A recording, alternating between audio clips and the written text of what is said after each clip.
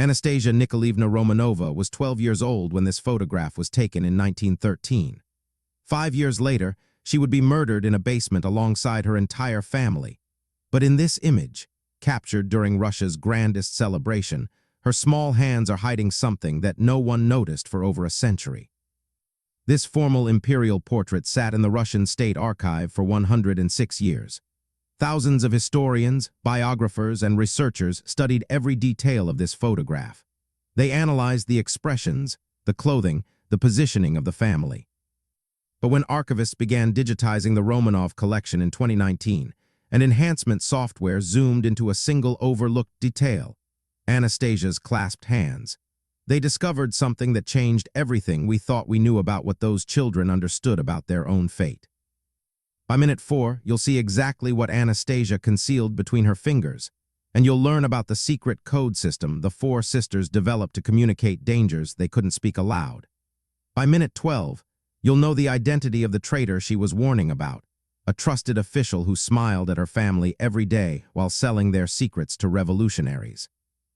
And by minute 22, you'll hear the words the grandmother who received this warning wrote in the margins of Anastasia's decoded message, words she kept with her until she died, never forgiving herself for what she failed to do. What you're about to discover is the story of how a 12-year-old girl saw clearly what the adults around her refused to acknowledge, and how she found a way to speak the truth even when no one was willing to hear it. This is the story of sisterhood, of secret codes, of warnings ignored, and of a message that survived 110 years to finally be understood. Let me show you exactly what Anastasia Romanov was trying to tell the world, starting with this photograph and the position of her hands. Look at them, the Romanov family at the height of their power, or so it seemed. Tsar Nicholas II stands at the center of this image, 45 years old, wearing his military dress uniform with the sash of the Order of St. Andrew stretched across his chest. His beard is immaculately trimmed, his posture rigid with imperial dignity. This is a man who believes his dynasty will last another 300 years. He has no idea he has only 5 years left to live. Beside him, Tsarina Alexandra Fedorovna in a cream-colored gown embroidered with gold thread, the imperial diadem set in her carefully styled hair. She is 41, a granddaughter of Queen Victoria, and her face carries the particular tension of a woman who knows she is neither loved nor trusted by the Russian court. The aristocracy despises her German heritage. They whisper about her reliance on a Siberian mystic named Rasputin. They call her cold, foreign, cursed. In front of them, arranged by age and precedence as protocol demands, are the 5 children. Grand Duchess Olga, 17, eldest and most serious, her face already showing the melancholy she would carry until her death. Tatiana, 15, called the most beautiful of the sisters, standing tall with her mother's bearing. Maria, 13, with the round cheeks and gentle eyes that would later make soldiers fall in love with her during the family's captivity. And there, seated at the front left, Anastasia, 12 years old, the family comedian, the mischief maker, the one everyone underestimated. Between them all, 8-year-old Alexei, the Tsarevich, the heir to 300 years of Romanov rule. He wears a sailor suit, his leg carefully positioned to hide the bruises from his hemophilia, the family's most closely guarded secret, a secret that gave dangerous power to anyone who knew it. Behind them, gilded Baroque framing, the double-headed imperial eagle, crimson velvet draping, marble columns. Everything speaks of permanence, power, inevitability. This family, this dynasty, this empire, eternal. It was 1913. They had 5 years left. For decades, no one looked twice at Anastasia's hands. She's seated in the front row, positioned as befitting her status as the youngest daughter. Her hands rest in her lap, clasped together in what appears to be a gesture of childish propriety. Demure, appropriate, forgettable, exactly what you'd expect from a well-trained imperial child posing for an official portrait. But when archivist Dmitry Volkov began preparing the Romanov collection for digital preservation in 2019, something caught his attention. The photograph had been scanned at an unprecedented resolution, 48 megapixels, as part of a new preservation initiative. And when Volkov zoomed in on the full family group, methodically examining each figure, he noticed something strange about the youngest Grand Duchess. Her hands weren't simply clasped. Her fingers were interlocked in a specific, deliberate pattern. Her left ring finger was bent at a distinctive angle, her right thumb pressed firmly against her left knuckle in a way that seemed almost uncomfortable. And there was something else, a small white edge barely visible protruding from between her fingers. Paper, folded paper hidden in her 12-year-old hands. Enhanced to maximum resolution, Anastasia's hands reveal their secret. The folded paper is approximately 2 centimeters by 3 centimeters, small enough to be concealed in a child's grip, large enough to contain a message. The edge that's visible shows handwriting in a neat, careful script. The language appears to be French, the private language the family used when they didn't want servants to understand. But the paper isn't the only message. Anastasia's hand position itself is deliberate, her left ring finger bent at precisely that angle, her right thumb pressed against her left knuckle in exactly that way. Her fingers interlocked rather than simply clasped, every detail intentional. To anyone who didn't know what they were looking at, it would mean nothing. Just a child sitting for a formal portrait, hands folded in her lap like any well-behaved girl. But Anastasia Romanov wasn't just sitting there. She was speaking, in a language only her sisters would understand. The archivists turned the photograph over. On the back, the standard archival notation: Imperial Family, Tercentenary Celebration, Alexander Palace, Tsarsko Selo, 1913. A catalog number, a preservation stamp. The ordinary bureaucratic markings of a document passed through many hands over many decades. But in the upper right corner, in faded pencil that had almost completely disappeared, someone had written something else. A phrase in Russian that translates to, "The little one sees too much." Who wrote it, when, and what did they see when they looked at Anastasia's hands? To answer that question, we needed to understand something that historians had long dismissed as childhood fantasy: the secret code of OTMA. OTMA. If you've studied the Romanov children, you've seen those 4 letters before. Olga, Tatiana, Maria, Anastasia. The 4 Grand Duchesses combined their initials to sign letters together, give gifts together, present themselves as a single unit. It was their private identity, their sisterhood made into a name. The girls were isolated from the world in ways that seem almost cruel by modern standards. They had few friends outside the palace. They were rarely permitted to interact with children their own age. They shared bedrooms, Olga and Tatiana in one room, Maria and Anastasia in another, the pairs known as the big pair and the little pair. They developed their own games, their own jokes, their own ways of communicating that adults couldn't understand. In a palace full of servants and officials and watching eyes, the 4 sisters created a world of their own.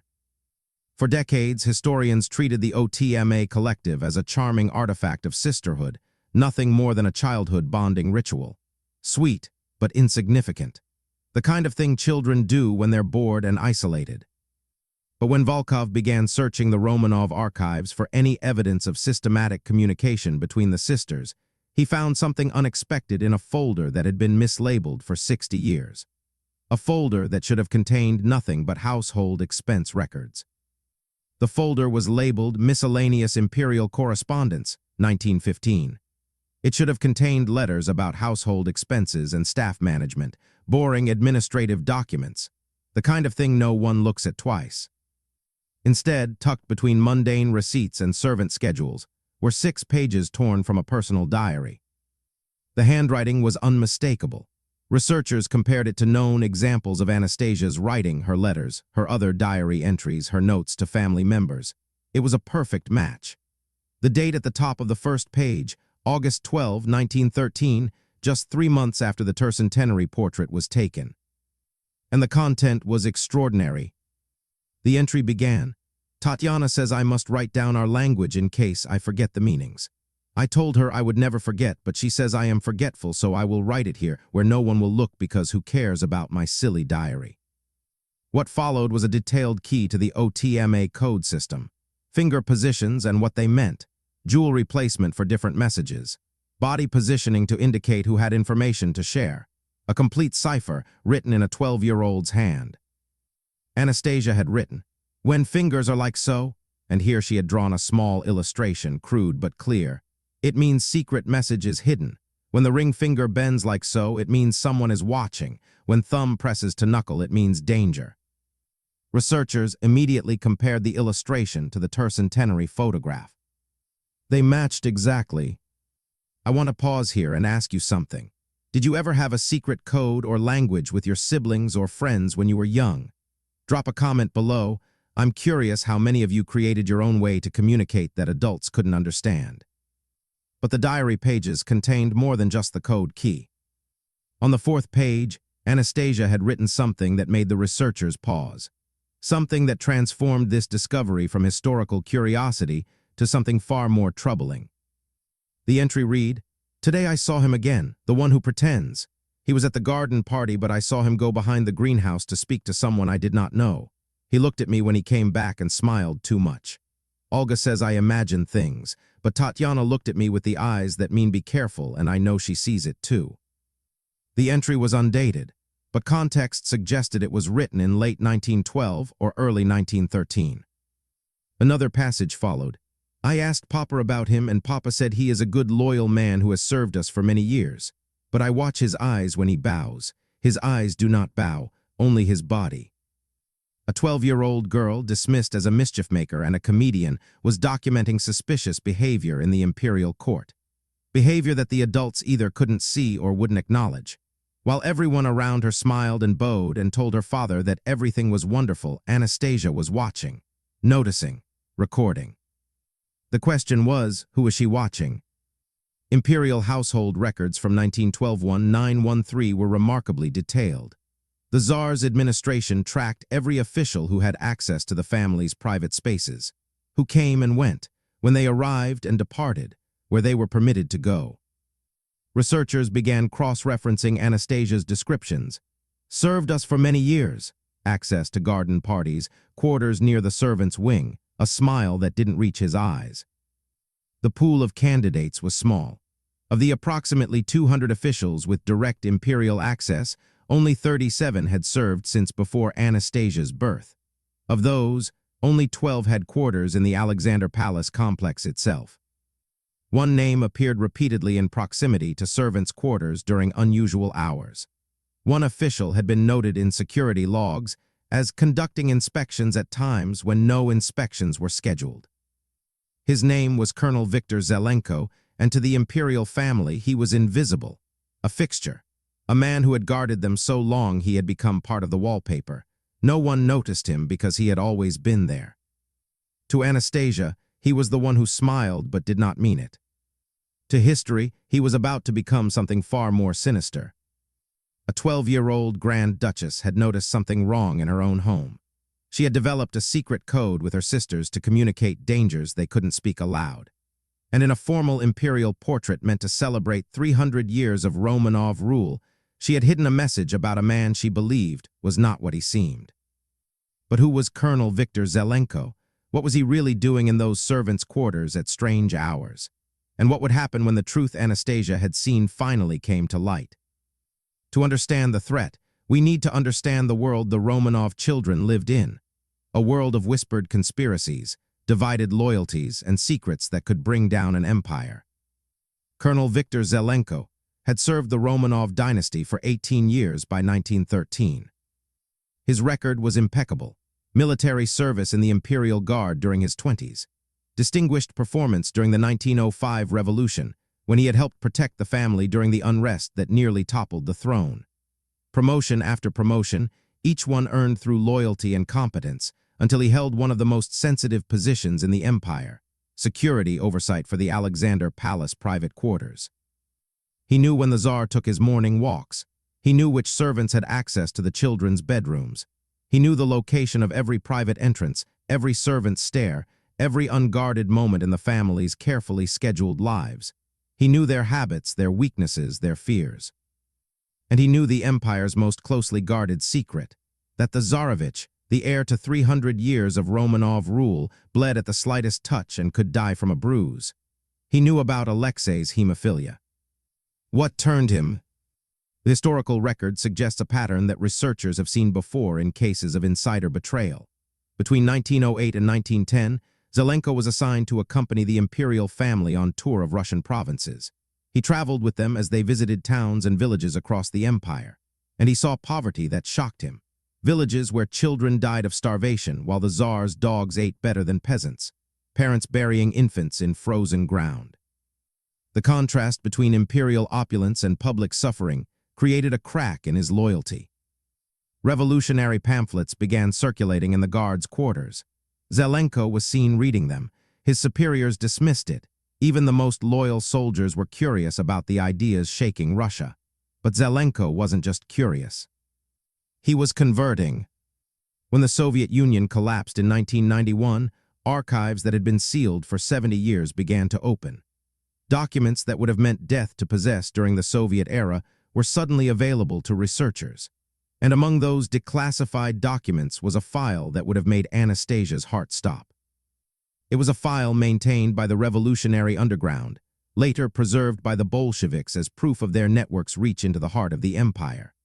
The file contained code names for informants within the Tsarist system, military officers, government officials, and palace servants who provided intelligence to revolutionary cells, traitors hiding in plain sight. One code name appeared in entries dated between 1911 and 1917, Ulybka. It means the smile. The entries documented information that only someone with intimate palace access could know. The Tsar's travel schedules before they were publicly announced. The private tensions between Alexandra and members of the court. The locations of secret police surveillance around the palace. And most damning, references to the boy's condition. Knowledge of Alexei's hemophilia that the family believed was protected by absolute secrecy. Information that only those closest to the family could possibly know. When researchers cross-referenced the Ulybka file with imperial household records, the movements and access matched only one official. Colonel Viktor Zelenko, the man who smiled too much. The one whose eyes a 12-year-old girl had noticed did not bow when his body did.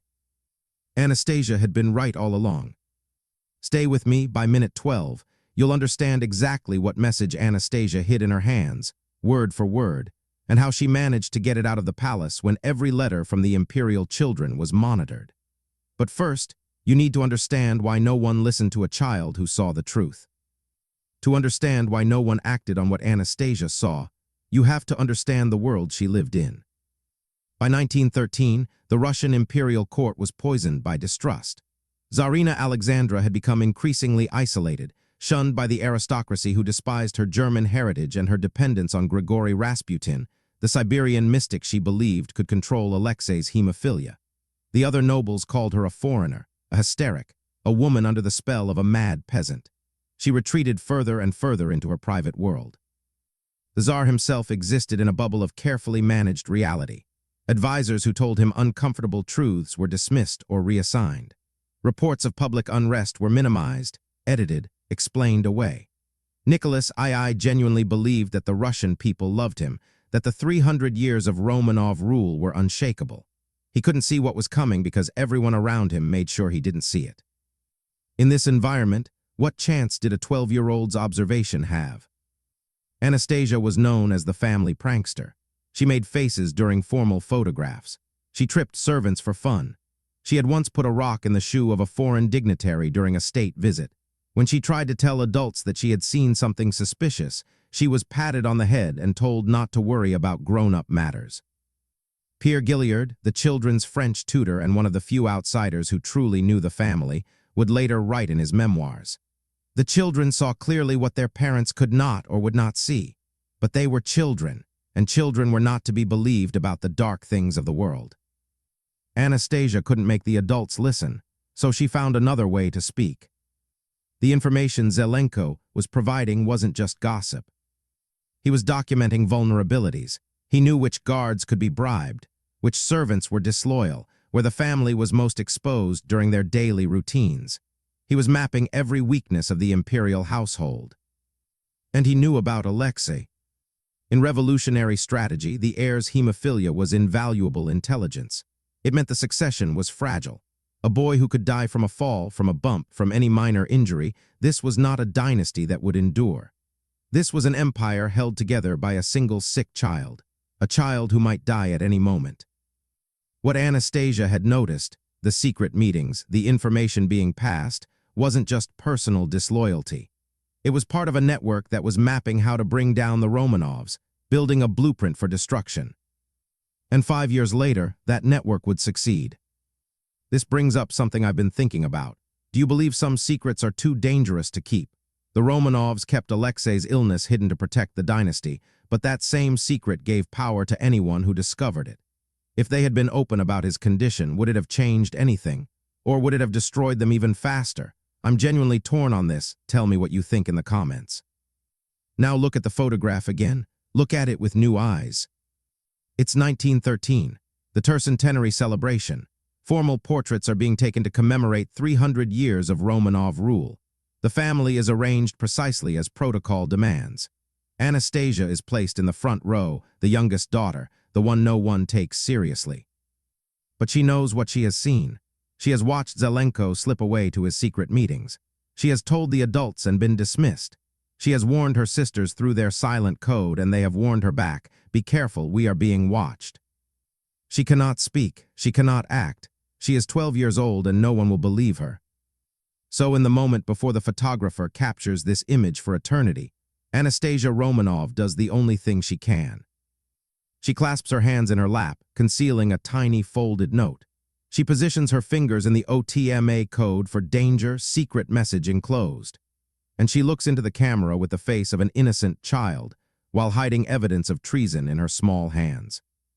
It would take 106 years for anyone to read what she wrote. Reading the note itself presented extraordinary challenges. The paper was folded multiple times. Only fragments of text were visible between Anastasia's fingers in even the highest resolution enhancement. The handwriting, though neat, was the script of a 12-year-old, with the particular flourishes French tutors taught upper-class children of that era. Researchers worked with enhancement specialists to extract every visible letter. They consulted French language experts familiar with early 20th century aristocratic correspondence. They studied other examples of Anastasia's handwriting from preserved letters and diary entries to confirm the authorship. What emerged, fragment by fragment, was a message that shattered assumptions about what the Romanov children understood about their own danger. The note was written in French, la langue de la famille, the family language which servants and guards could not understand. It was addressed to G.M., Grandmere grandmother, the Dowager Empress Maria Fedorovna, Nicholas's mother, a formidable woman who had never trusted Alexandra and had always suspected something was wrong in her son's court. And it began with words no historian expected to find in a 12-year-old's handwriting. The decoded message read, "GM, I must tell you what I see. There is one who smiles at us but serves two masters. He speaks with people who are not of the palace. I have seen him 3 times going where he should not go. Papa says he is loyal. Papa says I imagine things, but Tatiana sees it too. Olga says be silent. Maria is frightened. He knows about Alexei. I do not know how, but I heard him speaking of the boy's condition to someone in the garden. No one should know that. The others say I am too young to understand. But I understand, GM. We are not safe even here. Please, you must tell someone who will listen. Your Nastia who loves you." Nastia, her family nickname, the name her grandmother called her, signed the way a child signs a letter to someone she trusts absolutely. A 12-year-old girl had identified a traitor in the Imperial court, documented his suspicious behavior, noted that classified information was being leaked, and begged the one adult she thought might have the power and the wisdom to act. The question was, did the message reach her grandmother? Here's something I want you to think about. If you were Maria Fedorovna receiving this message from your 12-year-old granddaughter, what would you have done? Would you have believed her? Let me know in the comments. The photograph was taken in March 1913. Anastasia couldn't send the note directly. Letters from the Imperial children were monitored, read by governesses and officials before being posted. Anything mentioning palace security or concerns about staff would have been confiscated immediately. The children had no privacy, no way to communicate that wasn't observed. But the OTMA sisters had an ally. Margareta Eger had served as a nursery governess to the Grand Duchesses when they were young. Though she had left formal service by 1913, she remained close to the family and visited regularly. The children loved her. More importantly, she was traveling to Kiev in April 1913, where the Dowager Empress Maria Fedorovna maintained her residence. According to correspondence found in Danish archives decades later, Anastasia gave Eger the note personally during a private moment. asking her to deliver it to Grandmama for her eyes only. Igor, who had watched the girls grow up and trusted their judgment more than most adults did, agreed without question. 2 weeks later, the Dowager Empress Maria Fedorovna received a strange message from her youngest granddaughter, a warning about danger in her own son's palace.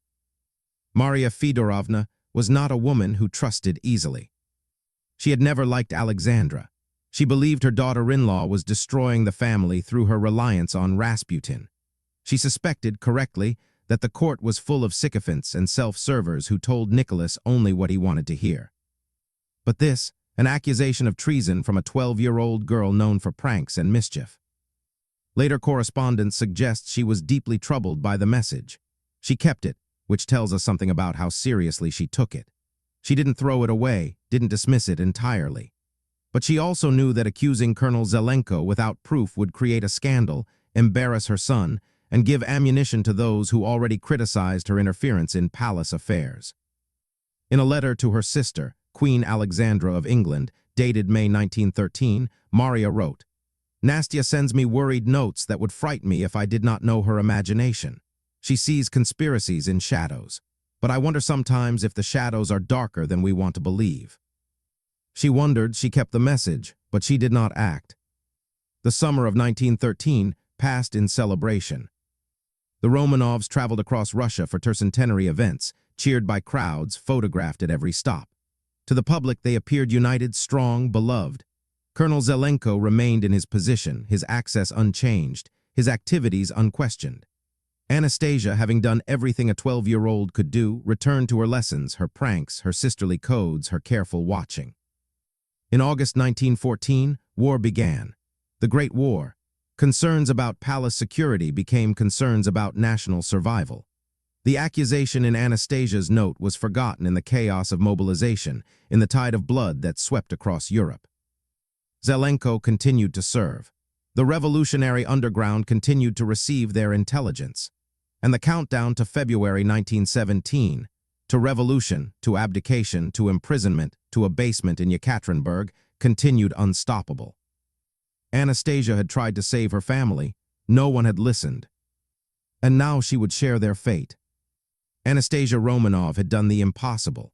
A 12-year-old girl had identified a traitor, encoded a warning, smuggled it out of the palace, and delivered it to the one person she believed might save them.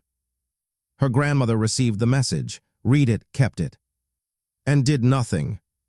What happened next, the imprisonment, the execution, the century of mystery, would become one of history's most haunting tragedies. But before we reach that basement in Yekaterinburg, we need to understand what the final years looked like for the family, what Zelenko was doing as revolution approached, and what role his intelligence played in the Romanovs' destruction. February 1917. After 3 years of war, 2 million Russian soldiers dead, bread shortages, strikes, and decades of accumulated grievance, the dam broke. Protests in Petrograd became riots. Riots became revolution. Soldiers refused to fire on crowds. The same soldiers who had sworn to protect the Tsar turned their rifles away. The Duma seized power. And on March 2, 1917, Tsar Nicholas II, Anastasia's papa, abdicated the throne his family had held for 304 years. He signed the document on a train, surrounded by advisors who had finally stopped lying to him. The empire was over. The family was placed under house arrest at Tsarskoe Selo, the palace where Anastasia had grown up, where she had watched Zelenko's secret meetings, where she had hidden her warning in a formal portrait, now became a prison. The gilded halls where she had played with her sisters became a cage. Guards who had once bowed to them now sneered. Servants who had once served them now stole from their rooms. And somewhere in the new revolutionary government, files were being reviewed, informants were being rewarded, and plans were being made for the family that had ruled Russia. Anastasia was 16 years old now. Her warning had been written 4 years earlier, and the man she had warned about was still alive, still working, still providing information about the family he had pretended to serve. The Bolsheviks were meticulous record keepers. They documented everything: arrests, executions, betrayals, rewards. They kept files on everyone. When researchers finally gained access to party archives in the 1990s, they found files documenting the transition of informants from underground operatives to recognized party members. The revolution was rewarding its helpers. Colonel Viktor Zelenko's file was among them. After the revolution, Ulybka, the Smile, was formally welcomed into the new order. His years of secret service were documented and praised. He was given a minor administrative position, a reward for his years of risk and loyalty to the cause. More chillingly, the files showed he continued to provide intelligence about the imperial family. Even after the revolution, even after their imprisonment, his work wasn't done. He knew their routines at Tsarskoye Selo. He knew which guards were sympathetic, which servants could be trusted. He provided assessments of the family's psychological state, who might try to escape, who was already broken. One document dated August 1917 contains Zelenko's assessment of the children. The eldest daughter shows signs of despair. The youngest, Anastasia, remains defiant. She watches everything. Recommends she be given no opportunity to communicate with outside parties. He remembered the girl who had watched him with suspicious eyes, the girl whose warning he had somehow escaped. And he wanted to make sure she had no second chance to speak. This makes me wonder, do you think Zelenko ever knew about Anastasia's note? Do you think he lived in fear of being exposed, or did he feel completely safe? Share your thoughts in the comments. In August 1917, the family was moved to Tobolsk, Siberia, far from potential rescue attempts, far from anyone who might help them. The journey took 6 days by train and boat. The children carried what they could. Anastasia had a small diary, different from the one with the OTMA code, but similar in purpose. A place to record what she saw, what she feared, what she could not say aloud. Even in captivity, she continued to write. For 8 months, the family lived in relative calm. Local Siberians were not hostile. The guards, initially rough, softened somewhat. The children even befriended some of them. There was hope, however fragile, that they might survive. Then in April 1918, the Bolsheviks gained control of the region. The family was split. Nicholas, Alexandra, and Maria transferred to Yekaterinburg first, the other children following weeks later when Alexei was well enough to travel. His hemophilia had flared again, leaving him bedridden. They were reunited in the Ipatiev house, the house of special purpose. That was its official designation. No one would explain what special purpose it was meant to serve. 78 days later, they would all be dead. If you're still watching, you now understand what Anastasia tried to do, and how completely she was failed by the adults who should have protected her. What you don't know yet is what happened in the final days, what the grandmother did when she learned the truth, and the fate of the man whose smile never reached his eyes. The Ipatiev house was a prison designed to humiliate. The windows were painted over so no one could see in or out. White paint covered the glass, turning day into perpetual twilight. The family was permitted 1 hour of exercise per day in a small courtyard. Guards accompanied them everywhere, even to the bathroom. They were forbidden to speak above a whisper, to close doors, to have any moment of privacy. The children kept their spirits up as best they could. Anastasia, true to form, made jokes. She taught the guards card games. She played with the family's dogs, Joy and Ortipo. Pierre Gilliard, their former tutor who had stayed with them as long as he was permitted, later wrote that Anastasia remained herself to the end, laughing to keep the others from crying. But photographs from this period show the truth. The family is thinner. Their clothes are worn, mended multiple times. The spark in Anastasia's eyes, the mischief that had defined her, is still there, but dimmed. She was 17 now. She had spent a quarter of her life knowing that no one would listen to her warning, and she was about to learn how right she had been all along. The last photograph of the family was taken in May 1918, 2 months before the end. In it, Anastasia's hands are visible, flat, open, not clasped. There was no one left to send messages to. At 1:30 a.m. on July 17, 1918, the family was awakened. They were told they were being moved for their own safety. White forces were approaching the city. They needed to be relocated. They dressed quickly, believing the story. Nicholas carried Alexei, whose legs were too weak from hemophilia to walk. They were led down to the basement. Nicholas, Alexandra, the 5 children, their doctor, and 3 servants who had refused to leave them. They were told to wait for vehicles that would take them away. Instead, 12 armed men entered the room. Yakov Yurovsky, the commander, read aloud an order from the Ural Soviet. Nicholas barely had time to say, "What?" before the firing began. The execution was chaotic. The children who had jewels sewn into their corsets as a last emergency fund were partially protected by the diamonds. The bullets ricocheted. They did not die immediately. They had to be finished with bayonets. Anastasia, according to the testimony of the executioners taken years later, was the last of the daughters to die. She had crawled toward her sisters, trying to reach them, when one of the men struck her. She was 17 years old. 5 years earlier, her small hands had held a warning that no one heeded. Now those hands were still. The bodies were taken to the Koptiaki forest, doused in acid to prevent identification, and buried in unmarked graves. For 70 years, no one knew where they were. The Bolsheviks lied from the first moment. On July 20th, 1918, 3 days after the execution, an official announcement stated that Nicholas Romanov had been shot due to the approach of counter-revolutionary forces. The announcement was brief, matter-of-fact, designed to close the matter quickly. But there was a crucial omission. The announcement claimed that Alexandra and the children had been sent to a safe place. It was a calculated fiction, a deliberate lie designed to protect the new Soviet government from international condemnation. The revolutionary leaders understood that the murder of 5 children, including 4 young women and a 13-year-old boy, would be condemned by the international community. Kings and queens across Europe were related to the Romanovs. Britain's King George V was Nicholas's first cousin. The outcry would be enormous if the truth emerged. So they simply denied it. For months, then years, the family's supporters held out hope. There were rumors of escapes, claims that one or more of the children had survived. People came forward claiming to be Anastasia, claiming to be Alexei, claiming to be Maria. The mystery deepened when the bodies could not be found, when no graves could be located, when the Soviet government refused to answer questions. Meanwhile, the men who had carried out the execution were sworn to secrecy. The location of the graves was known to fewer than a dozen people, and those who knew understood that speaking the truth meant death. They carried the secret for decades. The Romanov family had vanished, not just from life, but from the historical record. Murdered, mutilated, dissolved in acid, buried in an unmarked pit in a Russian forest. For 70 years, no one knew where they were. The Dowager Empress escaped Russia in 1919 on a British warship. She had spent 2 years in Crimea, waiting, hopping, refusing to believe the rumors. When the British ship HMS Marlborough arrived to evacuate her, she was 71 years old and still insisting that her grandchildren must be alive somewhere.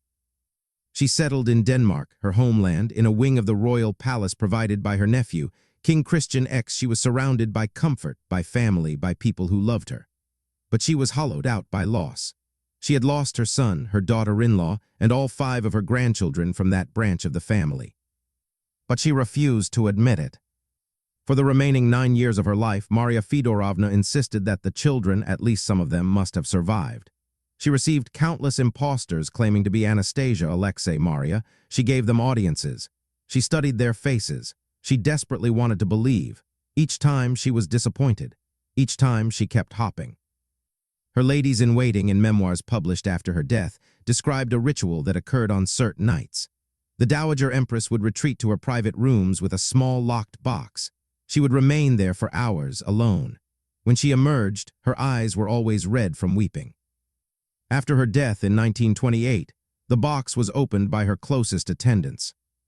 Inside was Anastasia's decoded message, the warning about the traitor, the plea for grandmother to tell someone who would listen, the note that had traveled from a 12-year-old's hands to a grandmother who had kept it for 15 years. And in the margin, in Maria Fedorovna's shaking handwriting, a single annotation that would haunt everyone who read it. My little Nastia knew. God forgive me, I did not listen. She had kept her granddaughter's warning. She had read it over and over in those private hours, and she had never forgiven herself for failing to act. I have to ask, what do you think Maria Fedorovna felt every time she opened that box? Can you imagine carrying that guilt for 15 years? Let me know your thoughts in the comments below. In 1979, a geologist named Alexander Avdenin found them. Avdenin had spent years researching the execution, driven by a quiet obsession with the truth. He interviewed elderly residents of Yekaterinburg who had been children in 1918. He studied declassified documents that hinted at the burial location. He cross-referenced accounts from multiple sources, looking for consistencies. With a small team of trusted friends, he excavated a site in the Koptiaki forest on a summer night. They dug carefully, quietly, knowing that what they were doing could land them in prison. They found bones, skulls with bullet holes, fragments of corsets with diamonds still sewn inside, the jewels that had failed to protect the children from bayonets. They had found the Romanovs. But this was 1979. The Soviet Union still existed. Leonid Brezhnev ruled the country with an iron grip. Publishing this discovery would mean imprisonment, possibly death.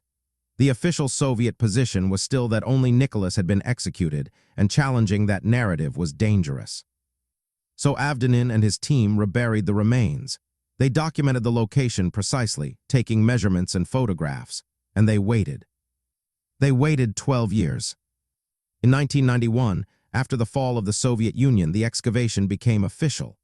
The remains of 9 people were recovered: Nicholas, Alexandra, 3 of the daughters, and 4 servants who had died with them. Forensic examination and later DNA analysis using samples from living relatives confirmed their identities beyond doubt. But 2 bodies were missing: Alexei and one of the daughters. Speculation erupted. Had they survived after all? Had the rumors been true? The answer came in 2007, when a second grave site was discovered nearby. The remains of a teenage boy and a young woman, burned and fragmented, were recovered from a separate pit. DNA confirmed they were Alexei and Maria. All 7 Romanovs were accounted for. None had survived. The hope that had sustained conspiracy theories for 90 years finally ended in that Russian forest. On August 20, 2000, the Russian Orthodox Church took an unprecedented step. In a ceremony at the Cathedral of Christ the Savior in Moscow, a church that had itself been destroyed by Stalin and rebuilt after the Soviet collapse, the Romanov family was canonized. The golden domes gleamed in the summer sun as thousands gathered to witness history being rewritten. They were not declared martyrs in the traditional sense. The church designated them as passion bearers, a special classification for those who face death with Christian humility and grace, who do not resist their fate, who forgive their persecutors. The church's investigation had examined the family's conduct during their imprisonment. The letters they wrote, full of faith and love. The prayers they recited together. The forgiveness they extended even to their captors, even to the guards who humiliated them. Alexei, it was noted, had asked his mother why people wanted to hurt them. Alexandra had answered, "Because they do not understand, we must pray for them." The 5 children, Olga, Tatiana, Maria, Anastasia, and Alexei, were declared saints alongside their parents. Icons depicting the family began appearing in churches across Russia. Pilgrims traveled to Yekaterinburg to pray at the site of their death. Anastasia, the mischief maker, the comedian, the girl who hid warnings in her small hands, was now venerated by millions. Her message had not saved her family, but her story, finally known, had transformed how the world remembered her. When the GARF digitization project uncovered Anastasia's diary pages in 2019, researchers found more than the OTMA code. They found her voice, her thoughts, her fears, her hopes, a 12-year-old girl speaking across more than a century. One entry, written in her careful schoolgirl hand, read, "I think sometimes that no one sees what I see. The adults smile and bow and say everything is wonderful, but I watch their eyes and I know some of them are lying. Olga says I am too suspicious, but I would rather suspect a good person wrongly than trust a bad person and be hurt. Tatiana says I am wise for my age. I do not feel wise, I feel frightened, but I will not let them see that."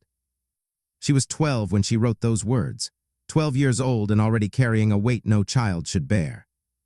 Another passage from a letter written in 1917 after the revolution had begun showed how she had matured. "Whatever happens to us, I want you to know that we faced it together. OTMA will never be broken. If they separate us, we will find each other. If they silence us, we will still speak. We have our language. They cannot take that." They took her life. They buried her in an unmarked grave. They dissolved her remains in acid. They denied she had ever existed. They burned the evidence, swore the executioners to silence, rewrote history. But they could not silence her. 110 years after she hid a warning in her hands, Anastasia Romanov's words were finally heard. A child's voice, speaking across a century, proving that she had understood everything the adults refused to see. Anastasia Romanov did not survive. None of them did. But her warning, written in a child's hand, hidden in a formal portrait, dismissed by the adults who should have protected her, outlived everyone who had failed her. It outlived the empire. It outlived the revolution. It outlived the Soviet Union that tried to bury the truth alongside her body. But the story doesn't end there, because there's one more question to answer. What happened to the man whose smile never reached his eyes? Colonel Viktor Zelenko, the traitor Anastasia identified 5 years before the revolution. Did he escape justice? The answer is a masterpiece of historical irony. Viktor Zelenko was 53 years old when the Romanovs were executed. He had served the revolution well. His intelligence about the imperial family, their routines, their vulnerabilities, their movements, had been valuable during their imprisonment. His assessment of the children had helped the Bolsheviks manage their captivity, had warned them that Anastasia was the one to watch. For this, he was rewarded. Party records show Zelenko received a modest pension and a minor administrative position in the new Soviet bureaucracy. He was assigned to a housing committee in Moscow, processing applications for apartments in a city transformed by revolution. It was unglamorous work, a small reward perhaps for years of dangerous double-dealing, but it was enough. It was safety. It was a new life. He married in 1920, a widow from a good revolutionary family, had 2 children, a son and a daughter, lived in a 3-room apartment that would have been considered modest by imperial standards, but was luxurious in Soviet Moscow, where families of 8 crammed into single rooms. He never spoke of his past service, never mentioned the Romanovs, never told his children what he had done. He was simply Viktor Zelenko, a loyal Soviet citizen, a minor bureaucrat, a family man. By all appearances, Viktor Zelenko had won. He had bet against the Romanovs, and the Romanovs were dead. He had served the revolution, and the revolution had triumphed. He was safe. He had escaped. He had 15 years of safety left. By the mid-1930s, the revolution was eating its own children. Joseph Stalin, in his obsessive drive to eliminate all potential rivals, launched what history calls the Great Purge. Between 1936 and 1938, approximately 750,000 people were executed. Millions more were sent to the Gulag. No one was safe, not old Bolsheviks who had fought beside Lenin, not war heroes who had won the Civil War, not party loyalists who had devoted their lives to the cause. And certainly not former imperial informants. Stalin's secret police, the NKVD, began reviewing files of everyone who had served the Tsarist system before switching allegiances. Their logic was simple and terrifying. A man who betrayed one master would betray another. A spy who sold secrets to the revolution could sell secrets to foreign powers, could sell secrets to anyone. It was exactly the reasoning that had made Zelenko valuable in 1913. Now it made him a target. In the files of the NKVD, Zelenko's old codename appeared. Ulybka, the smile, a man who had smiled at the Romanovs while documenting their destruction. A man who had demonstrated beyond doubt his capacity for betrayal, his willingness to deceive those who trusted him. In Stalin's Soviet Union, that capacity was unforgivable. If you betrayed once, you could betray again. And the only way to neutralize a potential traitor was to eliminate him entirely. The noose was tightening. They came for Viktor Zelenko on March 14, 1937. He was 62 years old. He had been retired from his housing committee position for 2 years, living quietly with his wife in their Moscow apartment. His children were grown, building their own lives. He believed himself forgotten by history, just another old man in a city full of old men. The NKVD officers arrived at 3 a.m., the preferred hour for arrests, when resistance was lowest and neighbors could be relied upon to pretend they heard nothing. Zelenko was taken from his bed, still in his nightclothes, and driven through dark streets to Lubyanka prison. The irony was staggering. Lubyanka was the same building where he had once delivered intelligence reports about the Romanovs. The same halls, the same cells, the same interrogation rooms. He had walked those corridors as a valued asset. Now he walked them as a prisoner. His interrogation lasted 6 weeks. The confession extracted from him, and we must acknowledge it was almost certainly coerced through methods too brutal to describe, accused him of maintaining secret contacts with foreign intelligence services and demonstrating unreliability to the Soviet state. The charge against Zelenko was essentially that he was exactly what he had been, a traitor, a man who served two masters, someone whose loyalty could be bought and whose smile hid darker purposes. They accused him of being the very thing he had proven himself to be with the Romanovs. On May 3, 1937, Viktor Zelenko was executed by firing squad. He was buried in a mass grave outside Moscow.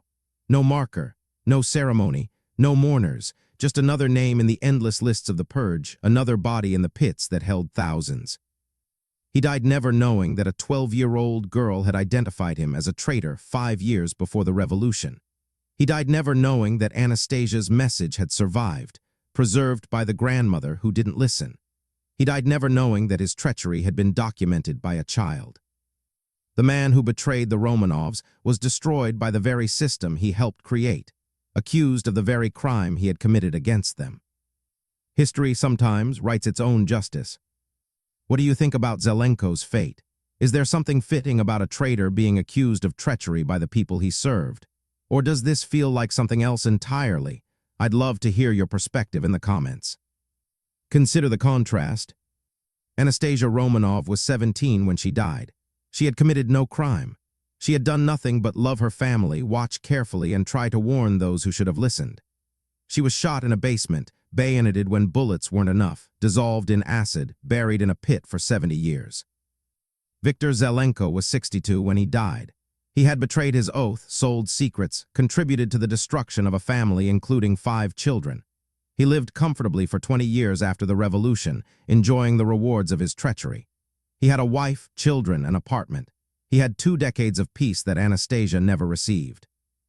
Yet which of them is remembered? Anastasia's face appears on icons in churches across Russia. Pilgrims pray to her. Her diaries are studied by scholars. Her message is decoded and analyzed by historians. Her story is told to millions. She is a saint. Zelenko is a footnote, a name in an execution list, a file in an archive that no one reads. His children, if they survived the purge, would have changed their name to escape the association. His grandchildren, if they exist, likely don't know what he did. Anastasia's warning was ignored and she died anyway. But her voice outlived the empire, the revolution, and the Soviet state. It outlived Zelenko by nearly a century. It outlives him still. The girl who saw clearly triumphed over the man who smiled and lied. Not in life, but in history. And in history, sometimes the voiceless finally speak. Anastasia's message survived 110 years. The traitor she identified died in obscurity, punished by the very forces he served. But the story has one more chapter, because Anastasia's voice isn't just preserved in archives.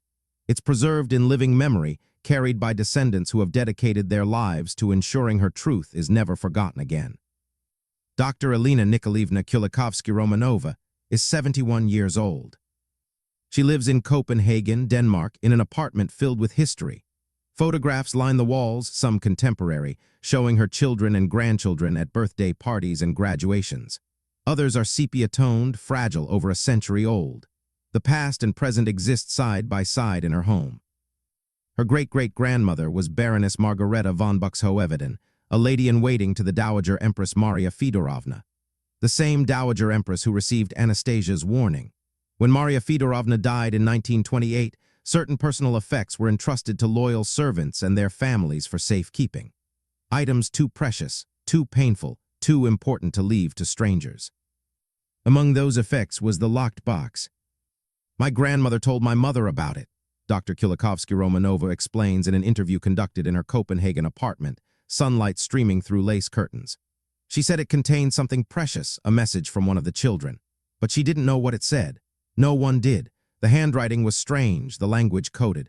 Until the diary pages were found in 2019 and the code could be broken, the message remained a mystery. For most of her life, Elena knew only that her family held a relic of the Romanovs, a curiosity, a piece of history. It wasn't until the GARF digitization project uncovered Anastasia's code key that the message could finally be understood. When I read the translation, she says, her voice steady but her eyes bright with unshed tears, I felt as though she was speaking directly to me, a 12-year-old girl asking for help, begging her grandmother to listen, and I thought, finally, Finally, after 110 years, someone is listening. Dr. Kulikovsky-Romanova opens a climate-controlled case in her study. The case is modern, purchased specifically to preserve the fragile documents inside, but its contents span a century of loss and survival. The first item is the Dowager Empress's copy of Anastasia's decoded message, the note the grandmother kept until her death, annotated with her confession of guilt. The paper is yellowed but intact, protected by acid-free tissue. The handwriting is still legible, two distinct hands on one page, Anastasia's careful French script and Maria Fedorovna's shaking annotation. "My little Nastia knew. God forgive me. I did not listen." The second is a photograph, a copy of the 1913 tercentenary portrait given by the Dowager Empress to her lady-in-waiting as a keepsake. On the back, in Maria Fedorovna's hand, "My son's family, God protect them." The date, 1917. She knew by then that protection was impossible, Dr. Kulikovsky-Romanova says quietly. The revolution had already happened. Her son had already abdicated, but she still prayed. She kept praying until the day she died. The third item is newer, a digitally enhanced print of Anastasia's hands from the original photograph, showing clearly the finger positions of the OTMA code and the edge of the hidden note. Modern technology revealing what had been invisible for over a century. "I keep this beside my bed," Elena admits. "I look at it every night before I sleep. I want her to know that someone finally saw what she was trying to show us. I want her to know she was believed."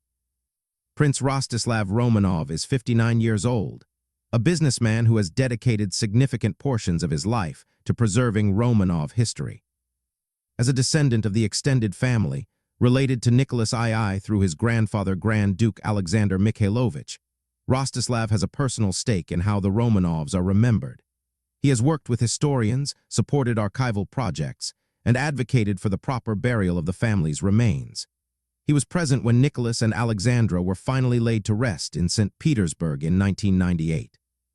"When I learned about Anastasia's message," Prince Rostislav says in his London home, surrounded by family portraits and historical artifacts, "I felt two things. First, profound sadness that a child had seen so clearly what the adults refused to see. She was 12 years old, and she understood the danger better than her father, better than her grandmother, better than anyone." He pauses, collecting himself. And second, something like pride. She was brave. She was intelligent. She tried to save them. She did everything a 12-year-old could possibly do. She identified the threat, encoded a warning, smuggled it out of the palace, delivered it to the one person she thought might help. That's extraordinary. His voice grows heavier. "We failed her, the family failed her, the grandmother failed her, history failed her. But what we can do now, what we must do, is ensure her voice is heard, that her warning is remembered, that people know she was not just a victim but a witness. She saw the danger, she named it, she was right." Prince Rostislav has supported the digitization of Romanov archives and the publication of newly discovered documents. He sees it as a sacred duty. Every child who hid a warning, every person who tried to speak truth and was ignored, they deserve to be heard eventually. Anastasia waited 110 years. That's long enough. Dr. Elena Kulikovsky-Romanova has a granddaughter named Sophia. Sophia is 12 years old, the same age Anastasia was in 1913. "I have shown her the photograph," Elena says, a gentle smile crossing her face. "I have told her about the message, about the code, about what Anastasia tried to do. I wanted her to understand that children see things, that their observations matter, that even when adults don't listen, they should keep watching, keep remembering, keep finding ways to speak." There is a photograph taken last year, Sophia standing beside her grandmother, both of them looking at the enhanced image of Anastasia's hands. Two generations, connected by a message from a third. In the photograph, Sophia's hands are clasped in her lap. Her grandmother smiles when this is pointed out. "She asked me to teach her the OTMA code," Elena says.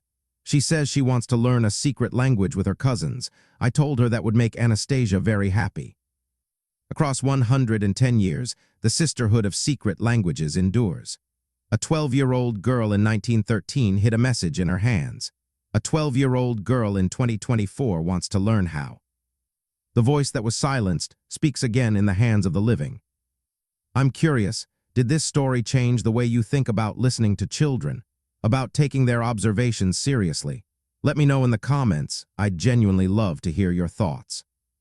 Look at the photograph one last time. Nicholas stands at the center, the Tsar of all Russia, believing his dynasty unshakable. His beard is perfectly trimmed, his uniform impeccable, his posture radiates certainty. He has 5 years left to live. Alexandra beside him, tormented by her son's illness and the court's hostility. Her face carries tension even in this moment of celebration. She has 5 years left. Olga, 17, eldest and already melancholy, as if she senses what's coming. 5 years. Tatiana, 15, beautiful and composed, standing tall beside her mother. 5 years. Maria, 13, sweet-faced and gentle, the one who would befriend even her captors. 5 years. Alexei, 8, the fragile heir, hiding his bruised legs behind careful positioning. 5 years. And Anastasia, 12 years old, the mischief maker, the comedian, the one who watched, the one who saw. Her hands are clasped in her lap. Her left ring finger is bent at a distinctive angle. Her right thumb presses against her left knuckle. Between her fingers, barely visible even now, the edge of a folded note. For 106 years, we looked at this photograph and saw a family portrait. We saw formal clothes and imperial grandeur. We saw children posed obediently for the camera. We saw exactly what we expected to see. We didn't see what Anastasia was telling us. Now we do. A 12-year-old girl, surrounded by a family she loved, hiding a warning about a traitor in their midst. Knowing she wouldn't be believed, doing it anyway. Because she had to try, because even if no one listened, she had to speak. Because that's what you do when you see the truth, and the world refuses to see it with you. What does Anastasia Romanov teach us? That children see what adults refuse to acknowledge. That the comfortable lies we tell ourselves about safety and loyalty and the trustworthiness of smiling faces, children see through them. They watch. They notice. They understand. They haven't learned yet to ignore what's inconvenient. And too often, we pat them on the head and tell them not to worry about grown-up things. Anastasia's warning was dismissed because she was 12, because she was known for pranks, because she made faces in photographs, because it was inconvenient to believe that a decorated colonel was a traitor. It was easier to ignore her than to act on what she saw, easier to call her imaginative than to investigate her claims. That failure cost 7 lives. But Anastasia teaches us something else too, something more hopeful. She teaches us that even when no one listens, the truth matters. That documenting what you see, writing it down, encoding it, hiding it in your hands is never futile. Because time is longer than power. Because archives outlast empires. Because a child's voice, preserved on paper, can survive 110 years to finally be heard. Anastasia did not save her family, but she saved her truth. And in the end, her truth outlived every lie that tried to bury it. In 1913, a 12-year-old girl hid a message in her hands. She clasped her fingers in a code only her sisters understood. She concealed a note only her grandmother would read. She looked into the camera with the face of a child who knew too much and could do too little. For 110 years, her message waited. Through revolution and execution, through acid and unmarked graves, through Soviet censorship and archival neglect, through the deaths of everyone who might have listened and the deaths of their children and the deaths of their children's children. The message waited. And now finally it has been read, decoded, understood, shared with millions. Anastasia Nikolaevna Romanova was 12 years old when she tried to save her family. She failed, but she is no longer hidden. She is no longer silent. She is no longer alone. Across 110 years, across revolution and death and the erasure of empires, a child's voice reaches us, asking only what every truth-teller asks. Will you listen? If this story moved you, take a moment to subscribe. Every week, we uncover hidden stories in old photographs, messages waiting to be found, voices waiting to be heard. If you have family photographs with mysteries you've never solved, share them in the comments. Sometimes the most important stories are hiding in plain sight, in the hands of people we thought we knew. And if you're still here, if you've watched for over 30 minutes, thank you.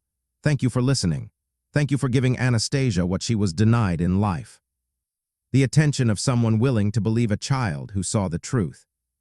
Before you go, I want to leave you with one final question. Whose voice in your life might you be dismissing? Whose warnings might you be ignoring? Sometimes the people we least expect have the clearest view of what's really happening. Think about it. In the next video, we'll examine another photograph with a hidden secret, a message that took 80 years to decode and changed everything historians thought they knew about one of history's most famous disappearances. I'll see you there.